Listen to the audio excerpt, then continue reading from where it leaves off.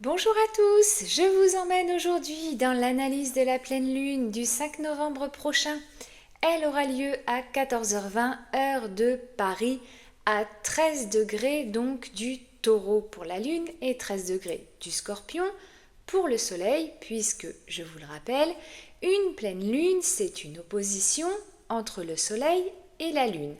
C'est d'ailleurs pour cela qu'elle éclaire magnifiquement la nuit et qu'elle met donc si bien aussi en lumière nos zones d'ombre.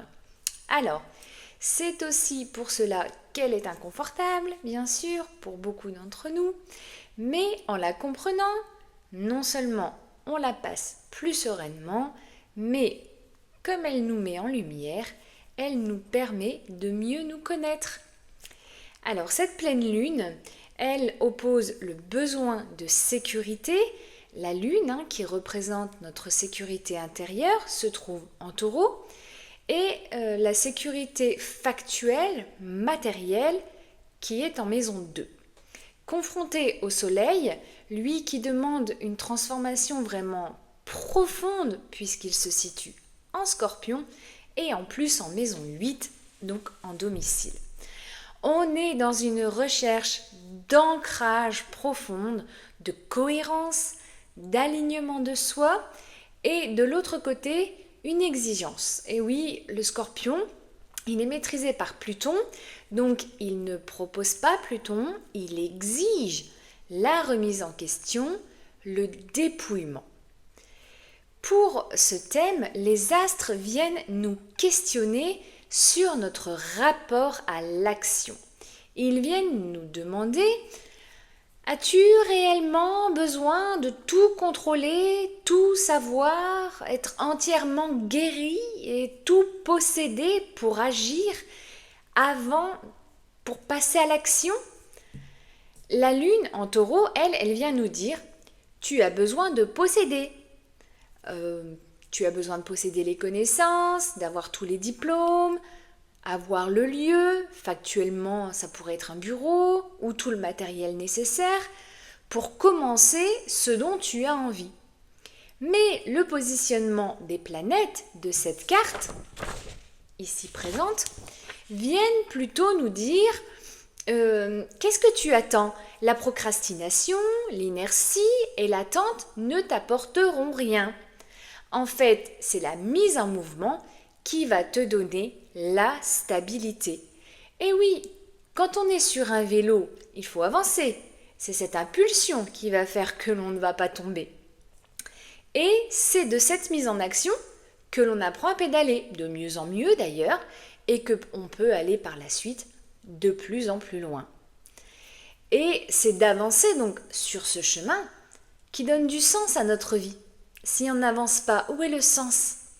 Alors dans cette carte, la lune en taureau, en maison 2, elle veut incarner, elle veut posséder, elle veut sentir qu'elle existe au travers de tous les plaisirs de la vie. Le taureau, c'est le plaisir des sens, et les 5, les plaisirs que lui a donné cette incarnation. Mais dans cette carte, elle ne veut pas que se sentir vivante, elle veut aussi enseigner la paix, l'unité dans la simple présence, le simple fait d'être là, celle qui est solide et concrète dans le lâcher-prise aussi et dans ce qui la nourrit, factuellement, ce qui nourrit le corps, mais aussi ce qui nourrit son âme au travers la spiritualité et non au travers de la maîtrise, du contrôle et de l'apparat. Le soleil, quant à lui, en scorpion en maison 8, alors là on est dans une pure énergie de dépouillement, de transformation. Cette maison, elle nous demande d'aller chercher vraiment au plus profond. On vient parler de Pluton, des abysses, des abîmes. Il nous demande à transmuter. Et alors sans se mentir, ni à soi, ni aux autres. En maison 8, de toute façon, on ne fait pas semblant. On est dans l'authenticité, dans la vérité, même si elle dérange. Et je dirais en maison 8, surtout si elle dérange. Alors le Soleil fait ce qu'on appelle un carré, donc un aspect dissonant, avec l'ascendant de cette carte, qui lui est en Verseau et qui vient créer un vrai tiraillement entre notre pensée rationnelle et notre intuition. De plus, il est en trigone au nœud nord. Nœud nord, c'est la direction que l'on doit prendre dans cette incarnation, celle vers laquelle nous devons tendre. Et lui, ce nœud nord, dans cette carte, il se trouve en Poisson.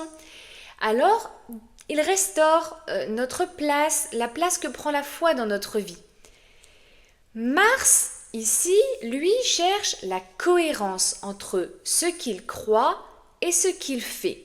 Il est conjoint à Mercure dans cette carte. Alors, il veut que son action ait du sens. Il est en maison 9, la maison du sens, la maison qui élève, la spiritualité.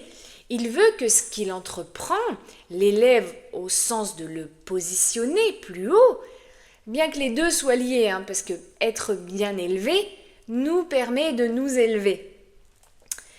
Ensuite, on a Vénus, notre belle Vénus, qui se trouve en Balance, donc elle est exaltée en Balance. Mais en maison 8, alors là, elle vient nous parler d'image, ici, de la dépendance que l'on a à l'image de nous-mêmes. Elle maîtrise Vénus dans cette carte beaucoup de signes et elle est donc un lien très important entre toutes les planètes. Je ne vais pas les énumérer ici parce que je veux vulgariser, je ne veux pas vous inonder de termes à n'en plus finir, mais je vais vous dire qu'elle est en Balance et donc qu'elle vient nous parler d'équilibre, d'harmonie, d'amour de soi, de valeurs personnelles. Et en maison 8, eh bien, l'apparence, ça ne suffit pas. Dans cette maison de crise, elle va dans les zones d'inconfort, notre Vénus. Pourquoi ? Eh bien, pour accéder à son authenticité, accéder à son alignement avec elle-même, accéder à un amour inconditionnel et donc à être plus incarnée. Mais comme elle forme un carré, encore une dissonance avec Pluton qui est en maison 12, eh bien cette transformation ne va pas être facile et sans tension. Elle va laisser derrière elle tous les faux semblants, toutes les stratégies, tout ce qui lui servait à se sentir aimable.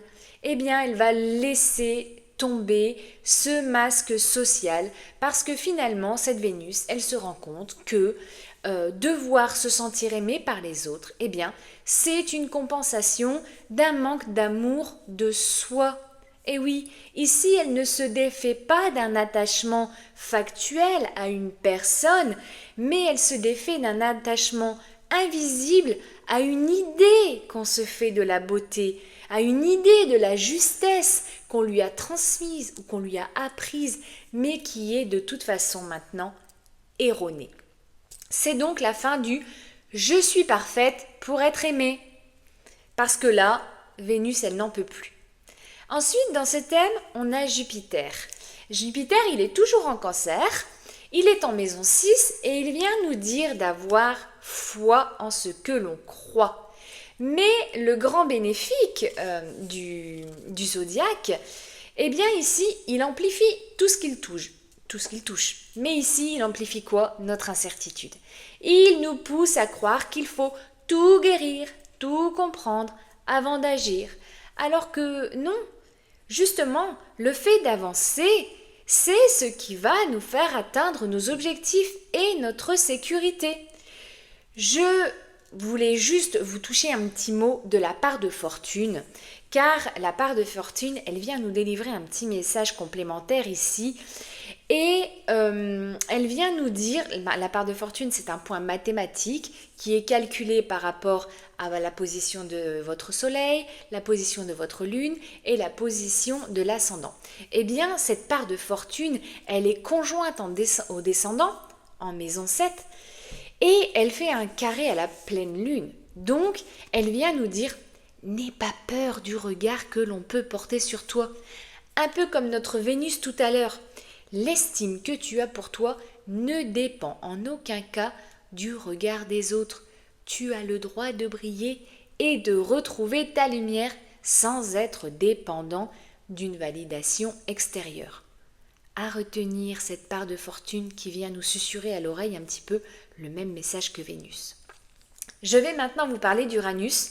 Lui, il est en maison 3, en Gémeaux. Alors cette position, elle peut produire des révélations spontanées.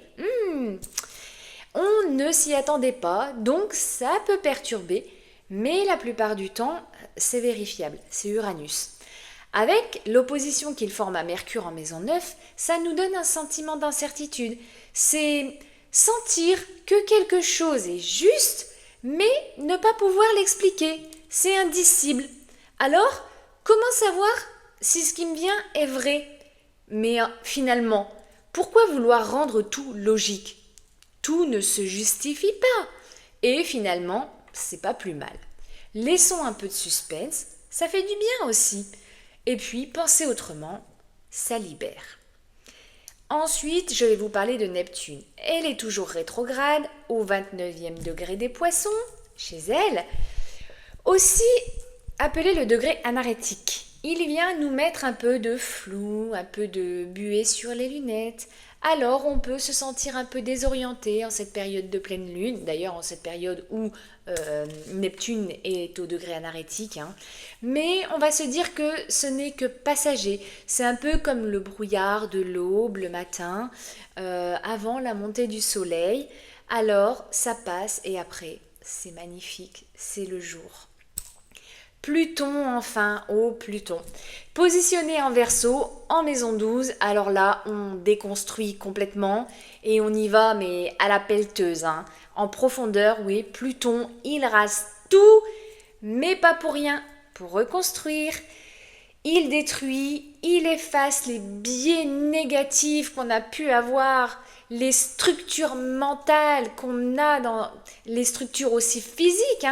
Et on parle de collectif parce qu'on est en Verseau, donc ce sont des biais collectifs. Ceux qui ont érigé notre identité, notre soi, parce que la maison 1, c'est celle de l'ascendant, et elle se trouve aussi en Verseau, mais on revient à la maison 12, et c'est la fin d'un cycle karmique, clairement. La maison 12, on est dans la maison du karma, dans lequel il fallait correspondre à des normes, à un modèle ou à un rôle que l'on a dû jouer, parce que c'est comme ça et que c'était pas autrement. Et on n'explique pas pourquoi. Pluton ne nous punit pas ici. Il nous libère clairement des anciennes croyances qui nous ont façonnés, mais qui nous ont aussi malheureusement enfermés. On est en maison 12, maison de l'enfermement. Voilà, cette lunaison vient donc nous apprendre que le chemin est guérison et qu'il ne faut pas attendre d'atteindre le chemin pour guérir, que la compréhension vaut les connaissances et que ces deux dernières viennent elles-mêmes de l'expérience. C'est en agissant que l'on apprend et que l'on comprend. Il ne faut pas tout comprendre pour agir, car c'est le mouvement qui soigne et l'action qui libère. La procrastination n'est pas une précaution, c'est une fuite prudente. Le sens se trouve en marchant sur ton chemin. Voilà, c'est tout pour moi et pour l'analyse de cette pleine lune en Taureau. Pleine lune pleine de promesses qui va peut-être nous bousculer, mais qu'est-ce que c'est beau après. Si tu souhaites que je t'aide à trouver ton chemin, eh bien, n'hésite pas à prendre rendez-vous pour que j'analyse ton thème de naissance ou que je fasse ta révolution solaire.